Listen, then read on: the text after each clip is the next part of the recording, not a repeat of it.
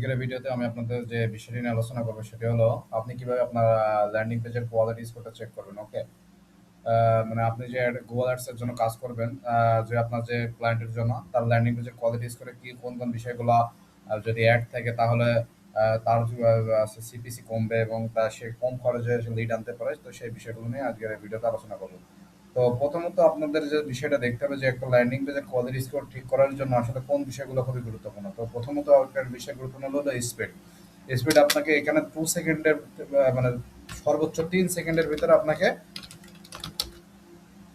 Speed রাখতে হবে। যদি 3 সেকেন্ডের বেশি হয় তাহলে 40% ইউজার কিন্তু এখান থেকে মাউস ব্যাক করে চলে যাইতে পারে। আর যদি এই স্পিডটা কোনো রকম 5 সেকেন্ডের বেশি হয়, 5 সেকেন্ডের বেশি হয় তাহলে 90% ইউজার আপনার ওয়েবসাইট থেকে মাউস ব্যাক করে চলে যাবে। ঠিক আছে, এটা আপনাকে মাথায় রাখতে হবে যখন আপনি ল্যান্ডিং পেজের কোয়ালিটি স্কোর চেক করবেন। তো এটা কিভাবে চেক করবেন, এটা আপনি ধরেন এটা আমার একটা ওয়েবসাইট, এটা আমি নিব, নেওয়ার পরে হচ্ছে পেজ স্পিড টেস্ট এখানে দিব। এখানে দিলে এইভাবে আমরা ল্যান্ডিং পেজের পেজ স্পিডটা টেস্ট করতে পারি। এবং এটার থেকে আরো একটা ভালো উপায় হলো আপনার যে ক্লায়েন্টের যে ল্যান্ডিং পেজ ইউআরএল সেটা আপনি ইয়াতে দেখবেন, মোবাইলে দেখবেন। মোবাইলে দেখলে এটা আপনি আরো সহজে বুঝতে পারবেন যে এটা কত সেকেন্ড টাইম নিচ্ছে। যদি 3 সেকেন্ডের বেশি হয় তাহলে আপনি ক্লায়েন্টকে আপনাকে বলতে হবে যে ভাই তোমার এই ওয়েবসাইটটা 3 সেকেন্ডের বেশি লোড হইতেছে, টাইম নিচ্ছে, তাহলে এখান থেকে কিন্তু ইউজাররা মাউস ব্যাক করে চলে যেতে পারে। তো তুমি এটাকে কিভাবে 3 সেকেন্ডের কমিয়ে আনা যায় তুমি সেটা নিয়ে কাজ করো। ঠিক আছে, এটা ক্লায়েন্টকে বলে ক্লায়েন্ট বুঝতে পারবে এবং এটা কাজ করবে। কোনো মতে যেন 3 সেকেন্ডের বেশি না হয় ল্যান্ডিং পেজের কোয়ালিটি স্কোর। ঠিক আছে, এটা একটা পয়েন্ট গেল। ওকে, এবার আসুন কিওয়ার্ড রিলেভেন্সি। সাপোজ আমি গুগলে সার্চ দিলাম টেক্সাস রুফিং সার্ভিস। ওকে, তো টেক্সাস রুফিং সার্ভিস সার্চ দেওয়ার পর এখান থেকে আমি একটা ওয়েবসাইট পেলাম। আমার সাপোজ এটা আমার ক্লায়েন্টের ওয়েবসাইট, আপনারা সিএ রুফিং সলিউশন। ওকে, তো সিএ রুফিং সলিউশন, এই যে সিএ রুফিং সলিউশন .uk, এটা আমার ক্লায়েন্টের ওয়েবসাইট সাপোজ। তো এখানে আসার পরে ধরুন আমি এখান থেকে মানে গুগল সার্চ দিলাম টেক্সাস রুফিং সলিউশন। ওকে, তো টেক্সাস রুফিং সলিউশনের সার্চ দেওয়ার পর এখানে আমার এসেছে কি, এই যে এখানে আমার যে হিরো সেকশন, যেটা এই যে এটাকে বলা হয় হিরো সেকশন, এটাকে বলা হয় হিরো সেকশন। এই হিরো সেকশনের ভিতরে আমি কি কি ধরনের সার্ভিস দিতেছি। ওকে, যে এখানে কি রুফিং সলিউশন নামে কোনো কিছু আছে, আছে রুফিং কন্ট্রাক্টর নামে আছে। এখানে আরো কিছু আছে, the company you can trust start to finish, মানে এখানে কোম্পানি বলতেছে যে তুমি এখান থেকে একবার শুরু থেকে শেষ পর্যন্ত তুমি এই কোম্পানিকে বিশ্বাস করতে পারো। এবং এখানে দেখেন একটা সিটিএ বাটন রেখেছে তারা। ঠিক আছে, তো এই সিটিএ বাটনটা রাখার ফলে কি হবে, এখান থেকে যদি কোনো ইউজার এখানে আসলো, আসার পরে যখন দেখলো যে হ্যাঁ এটা একটা রুফিং কন্ট্রাক্টর এবং রুফিং সার্ভিস দেয় এরা, আমি এখান থেকে এদেরকে বুক করে দিতে পারি, তখন সেখানে কিন্তু ক্লিক করে ডিরেক্ট বুক করে দিতে পারে। ঠিক আছে, এটা খুবই একটা ইম্পর্টেন্ট যে আপনাকে সিটিএ রাখতে হবে এবং আপনার যে ল্যান্ডিং পেজের যে হিরো সেকশন, সেখানে আপনার ওই যে আপনার যে কিওয়ার্ড দিয়ে আপনি অ্যাড রান করতেছেন সেটা যেন হিরো সেকশনে থাকে। এবং এটা অনেক, এবং এটা আপনার ল্যান্ডিং পেজের ভিতরে অসংখ্য জায়গায় এই যে রুফিং সার্ভিস নিয়ে আপনি যদি আরো মানে লেখেন রুফিং সার্ভিস থাকে, তাহলে ক্লায়েন্ট মানে যারা ইউজার তাদের বুঝতে একটা সুবিধা হয় এবং তারা ভাবে যেন আমি সঠিক জায়গায় এসেছি। এবং দেখেন এখানে কিছু ইমেজ ব্যবহার করছে, হ্যাঁ এগুলো একদম রিয়েল ইমেজ।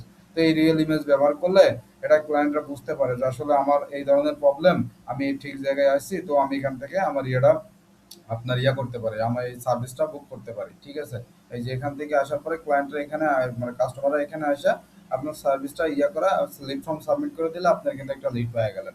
ঠিক আছে, এটা একটা পয়েন্ট গেল যে কিওয়ার্ড রিলেভেন্সি, মানে আপনি যে কিওয়ার্ড দিয়ে অ্যাড রান করছেন সেটা যেন আপনার ল্যান্ডিং পেজে অবশ্যই থাকে। সিটিএ বাটনের কথা যেহেতু বললাম, এই যে সিটিএ বাটন দেখেন এখানে কিন্তু একটা ইউজার আসার সাথে সাথে সে কিন্তু একটা সিটিএ বাটন পাইতেছে।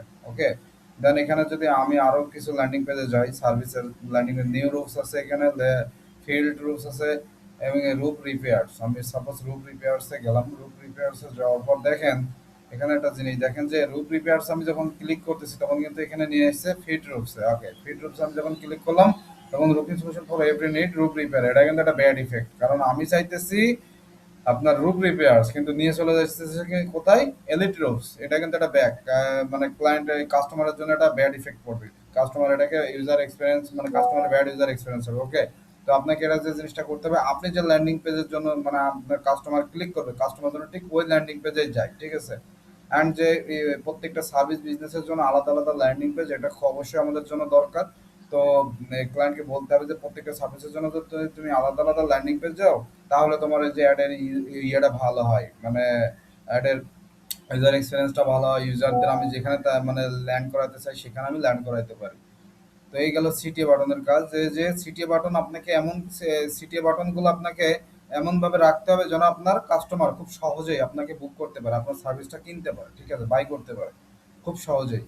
দেখেন এখানে একটা আমি আরো একটা ওয়েবসাইট নিয়ে এসেছি, এই ওয়েবসাইটটা দেখেন, এখানে কিন্তু এইটা কিন্তু অনেক একটা ভালো ওয়েবসাইট, টেক্সাস রুবিং অ্যান্ড কনসালটেশন, ঠিক আছে, কোয়ালিটি দিছে। এখানে কিন্তু এরা মানে এনারা দিছে যে হিরো সেকশনে শুধু একটা ছবি ইউজ করছে, কিন্তু দেখেন এখানে কোনো সিটিএ বাটন নাই। এখানে কাস্টমারকে কি করতে হবে, কাস্টমার এখানে পড়বে, এখানে পড়বে, এখানে পড়বে, দেখবে ছবি কোয়ালিটি দেখবে, দেন যে তার এখানে যা সে একটা মানে লিড ফর্ম সাবমিট করতে পারতেছে। এটা কিন্তু একটা ব্যাড এক্সপিরিয়েন্স। কাস্টমার কখনোই, কোনো কাস্টমার যদি চাই আমি এখান থেকে লিড মানে সার্ভিসটা বুক করতে চাই, তাহলে কিন্তু সেই কাস্টমার কখনো এখান থেকে সার্ভিসটা বুক করতে পারবে না। এবং কাস্টমার কি করবে, কাস্টমারের হাতে অনেক মানে অনেক ইয়ে অপশন আছে, কাস্টমার কি করবে, ডিরেক্ট আপনাকে এখানে মাউস ব্যাক করে ডিরেক্ট বেরিয়ে যাবে, বেরিয়ে যেয়ে সে অন্য একটা ওয়েবসাইটে চলে যাবে, ঠিক আছে। তো এটা এই জন্য সবসময় সিটিএ বাটনটা হিরো সেকশনের নিচে মানে বিভিন্ন জায়গায় আপনাকে সিটিএ বাটন রাখতে হবে, যেন কাস্টমার যে কোনো জায়গা থেকে আপনাকে আপনার সার্ভিসটা বুক করতে পারে। ওকে, এটা সিটিএ বাটনটা গেল, এটা গেল সিটিএ বাটন। ওকে, হোয়াইট স্পেসিং, আপনারা আমরা যখন একটা ল্যান্ডিং পেজে আপনারা ইয়া করি, অডিট করি, তখন আমরা দেখি যে মানে অনেক ল্যান্ডিং পেজ আছে যে গায়ে গায়ে আপনার লেখা থাকে, মানে ধরেন এই একটা পয়েন্ট এখানে সাথে সাথে আরেক জায়গায় লেখা থাকে, মানে কোনো হোয়াইট স্পেস নাই। দেখেন এইটা একটা লেখার পরে দিছে কি এখানে এখানে একটু হোয়াইট স্পেস রাখছে, এই যে এটা একটা হোয়াইট স্পেস। ওকে, দেন এখানে যান, আরো নিচে যান, আরো নিচে যান, আরো নিচে যান, মানে কাস্টমারের যেন পড়তে সুবিধা হয়, ঠিক আছে, এটা আপনাকে মানে ইনশিওর করতে হবে। Word spacing. এবার ভ্যালু প্রপোজিশন, ভ্যালু প্রপোজিশন জিনিসটা কি, ভ্যালু প্রপোজিশন জিনিসটা হলো একটা কাস্টমার আপনার এটাই সার্ভিস মানে কিওয়ার্ডটা লেখার পরে সে আপনার এই ল্যান্ডিং পেজে আসলো, সে ল্যান্ডিং পেজে আসার পরে সে প্রথমেই যেন এটা পড়ে মানে এইটা পড়ার পরে সে যেন বুঝতে পারে যে সে কিসের জন্য এখানে আসছে। তো আমার এখানে কিওয়ার্ড হলো টেক্সাস রুপিং সার্ভিসেস। ওকে, তো আমি রুপিং সার্ভিসের জন্য এখানে আসছি, তো আমি এখানে এসে যখনই দেখবো রুপিং কন্ট্রাক্টর, তো আমি একটা মানে আইডিয়া পাইলাম যে না এটা একটা রুপিং কন্ট্রাক্টর ওয়েবসাইট, তো আমি ঠিক জায়গায় আসছি, মানে কিসের জন্য আসছে এটা ইনশিওর করতে হবে আপনার এই প্রথম লেখার ভিতরে, ঠিক আছে। ওকে, এবার মানে আপনি কি করেন, ঠিক আছে, এবার আপনি কি করেন, the company you can trust from start to finish, মানে আপনার কোম্পানি প্রথম থেকে রুফিং এর জন্য প্রথম থেকে শেষ পর্যন্ত আপনি এই এক কোম্পানিতে এক ওয়েবসাইটে আপনি সবকিছু এখান থেকে সেবা পাবেন। তা আপনি কি করেন, এই যে অ্যাবাউট সে রুফিং সলিউশন, মানে roofing solution about say roofing solution সম্পর্কে তো আপনি জানেন, মানে কাস্টমারকে জানাচ্ছেন যে আমরা কি কি কিভাবে করি, মানে আমি কত সাল থেকে আছি সবগুলা এখানে আপনার কাস্টমারকে আপনি জানাচ্ছেন যে, এবং আমার এই যে আমি এই কাজগুলো করছি, মানে কাস্টমারকে এটা ইনশিওর করতে হবে ভ্যালু পজিশনের ভিতরে আপনি কি করেন, আপনার কাস্টমার এখান থেকে কি বেনিফিট পাবে এবং সে কেন আপনার সার্ভিসটা নেবে, ঠিক আছে। এই যে এখানে এই ওয়েবসাইটের যে আপনি যে ল্যান্ডিং পেজের জন্য অ্যাড রান করবেন সেটার জন্য এখানে ইনশিওর করা থাকে। ভ্যালু প্রপোজিশনের কাজ হলো এটা। ওকে, এসইও অপটিমাইজ, আমরা গুগল অ্যাডস চালানোর সময় প্রথমে দেখি যে আমরা একটা নতুন ওয়েবসাইট আসলো, নতুন ওয়েবসাইট আসার সাথে সাথে আমাদেরকে বলে যে তুমি অ্যাড রান করে দাও। আসলে নতুন ওয়েবসাইট আসার পরে ওখানে বেশ কিছু মানে ইয়ে থাকে, মানে সমস্যা থাকে, যেমন ধরেন যে আপনার যে আমি যে ওয়েবসাইটের জন্য অ্যাড রান করতেছি, আমি যে কিওয়ার্ডগুলো মানে হাই ইন্টেন্ট কিওয়ার্ডগুলো নিছি সেই কিওয়ার্ডগুলো কিন্তু ইয়ে নাই, সেই কিওয়ার্ডগুলো আপনার মনে করেন যে ল্যান্ডিং পেজে নাই, মানে এসইও করা নাই কিওয়ার্ডগুলো। তো সেই ক্ষেত্রে কিন্তু আমার যে ল্যান্ডিং পেজের যে রিলেভেন্সি মানে কিওয়ার্ড রিলেভেন্সি, ল্যান্ডিং পেজের ইউজার এক্সপিরিয়েন্স কিন্তু খারাপ হবে, ঠিক আছে। তো আপনাকে একটা জিনিস এটাও খেয়াল রাখতে হবে যে এসইও যেন অপটিমাইজড থাকে আপনার ল্যান্ডিং পেজটা। তো এটার জন্য কি করবেন যে আপনি যে কিওয়ার্ড এই যে টেক্সাস টেক্সাস রুপিং সলিউশন, এটার জন্য রুপিং সার্ভিসেস এই কিওয়ার্ডটা নিয়ে দিয়ে যদি আমি অ্যাড রান করি, তাহলে আমার এই ওয়েবসাইটের যেন মানে এই কিওয়ার্ডটা থাকে, এবং রুপিং মানে আমার যেহেতু মেন কিওয়ার্ড রুপিং সার্ভিস, তো রুপিং সার্ভিসের কিওয়ার্ডটা যেন আমার এই ওয়েবসাইটের ভেতর থাকে, ঠিক আছে, যেন আমার এই একজন ইউজার এসে যেন এখানে আসলে বুঝতে পারে যে না আমি ঠিক জায়গাতে আসছি এবং এই সার্ভিসটা আমার প্রয়োজন।